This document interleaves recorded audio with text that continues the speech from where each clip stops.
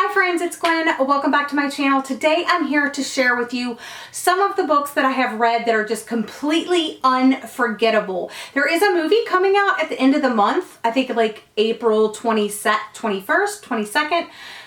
And it's called Unforgettable, and I don't really remember the plot line, but I think it's like the guy has to tell his ex-wife that he's getting married or something crazy like that. But that has nothing to do with this. I just thought it was funny that I wanted to do this video and the title kind of lined up. But these are some unforgettable reads. One of the reasons that we all love to read is kind of to escape reality and delve into a different world, get to know different characters. And also the reason why a book can be unforgettable is because like maybe a time in your life that you were reading it, or a moment that you remember. Maybe you were traveling and bought a book, or you were traveling and read a certain book.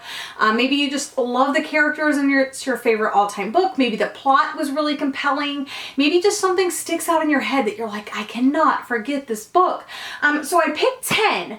But there are definitely more that are unforgettable. I just thought 10 was a really cool round number to share with you today. So if you like this video and you would like to see another one, let me know by giving this video a big thumbs up and letting me know in the comment section down below. Also, let me know what your #1 book is that you cannot stop thinking about, is completely unforgettable.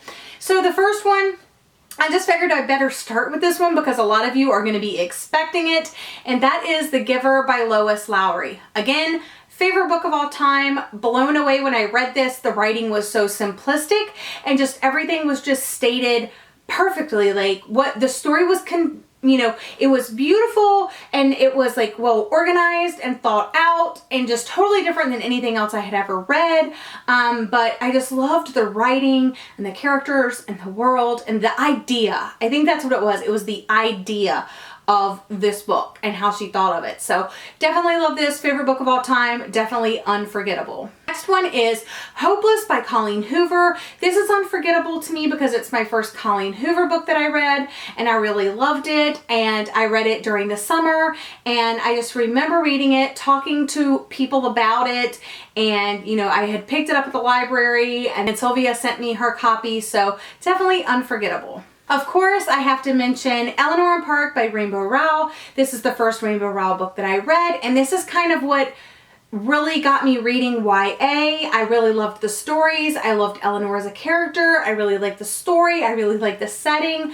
So yeah, this is kind of what started BookTube for me, you guys. Also unforgettable, this past summer I read One True Loves by Taylor Jenkins Reid. Completely unforgettable because again, I loved the story. It opened up a conversation about love triangles that I think needed to be said and had. Also, my friend Christy and I read this around the same time. It was one of the books that she wanted and I was going to send it to her. So this was originally like her copy, but she ended up purchasing it. So then I just kept this one and we read it around the same time. So yeah, so it's kind of unforgettable for a lot of reasons. Next up, I think I just read this book at a really good time in my life because it deals with a woman rather than someone like in their early 20s. And also I did a complete vlogging experience, and that is All the Good Parts by Loretta Nyham. I really enjoyed that experience, but I was also really sick when I was reading it and I went through with the vlog anyway. So I really did like the story, but it was also, I remember what I was doing when I read this and just the whole experience surrounding this read. Also remember reading The Secret Garden over this past summer, and I just really remember like immersing myself into this world. I remember receiving this book in one of my Secret Sister Project packages. I remember taking tons of photographs of this book because this is the beautiful penguin thread edition, and I loved it so much. I also remember reading The Girl of Fire and Thorns by Ray Carson. I love this story. I don't know why I have not continued in the trilogy yet. I definitely need to get on that. But this story was so cool. It was the first fantasy book that I read and I was like, wow, I can love fantasy because it wasn't confusing.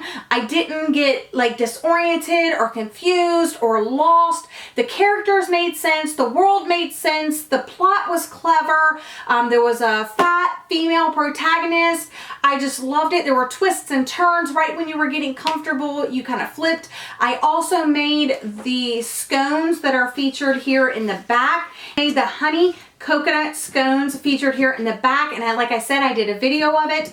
I just really enjoyed this reading experience for a fantasy, and I usually don't read a lot of fantasy, and then when I do, I'm usually you know, but this one I really loved. Next one, you cannot read this book and then forget it. You just can't. Just too much stuff goes down, and that is A Little Life by Hanya Yanagihara.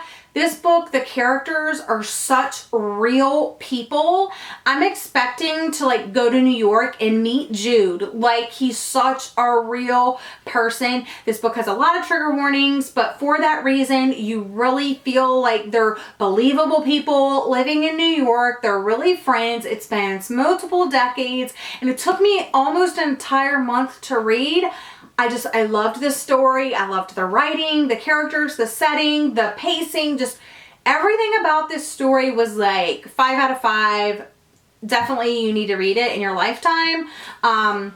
But yeah, I mean, you just can't forget this book once you read it. Next up is Dietland by Sarai Walker, and I actually picked this up at the airport in Miami, Florida. When my husband and I got married a couple of summers ago, we went on a cruise, and I finished the book that I was reading in the airport, and we were in the airport for 12 hours. So I went to one of the stores and picked up a book. This was the book, and I almost completed this book in the airport.